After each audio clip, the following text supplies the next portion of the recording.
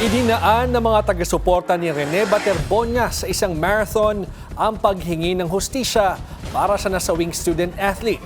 Sa panig ng Ateneo de Manila University, patuloy naman daw ang kanilang suporta sa pamilya Baterbonia.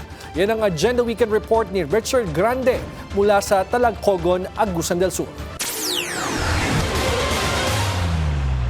Nagsagawa ng ultramarathon sa Bayugan City, halos 52 kilometro ang tinakbo ng mga runners na nilahukan ng may 100 katao. Tinawag nila itong Justice Run for Rene bilang suporta sa namayapang student athlete. Sumali kami dito sa fun run kasi nga lahat ng mga tao doon sa aming bayan is na-inspire talaga sa mga ginawa ni Rene Baterbonia. So, nag-call din kami ng justice para sa kanya, no? Kasi nga sa kanyang pagkapatay, medyo maraming mga mystery. Pagkatapos nito, pumila naman sila at nagbigay respeto sa burol ni Rene sa San Agustin Gym sa kabumalik sa kanilang bayan. Nagmula pa raw sila sa Bayugan City at Prosperidad. This running event is dedicated to Rene Baterbonia. So that's why tinatawag naming Justice Run or Run for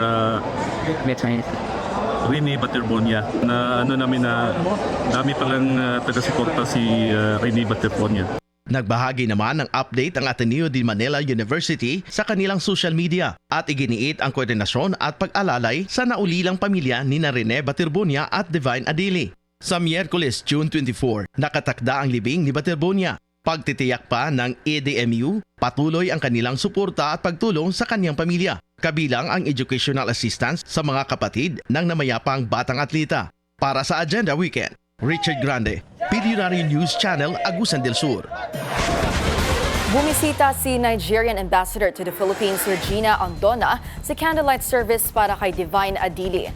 Kasama niya ang ilan pang opisyal ng embahada at pagtitiyak ng Nigerian Embassy, patuloy nilang susuportahan ang Nigerian nationals na nasa Pilipinas kasabay ng pakikiramay sa pamilya ni Adili. Una nang sinabi ng embahada na humiling ng autopsy ang pamilya Adili bago iuwi ang kanyang labi sa Nigeria.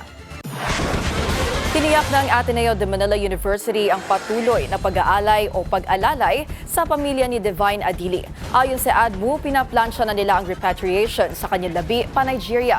2 kinatawan din daw ang ipapadala ng universidad para sa pag-uwi ng namayapang student athlete.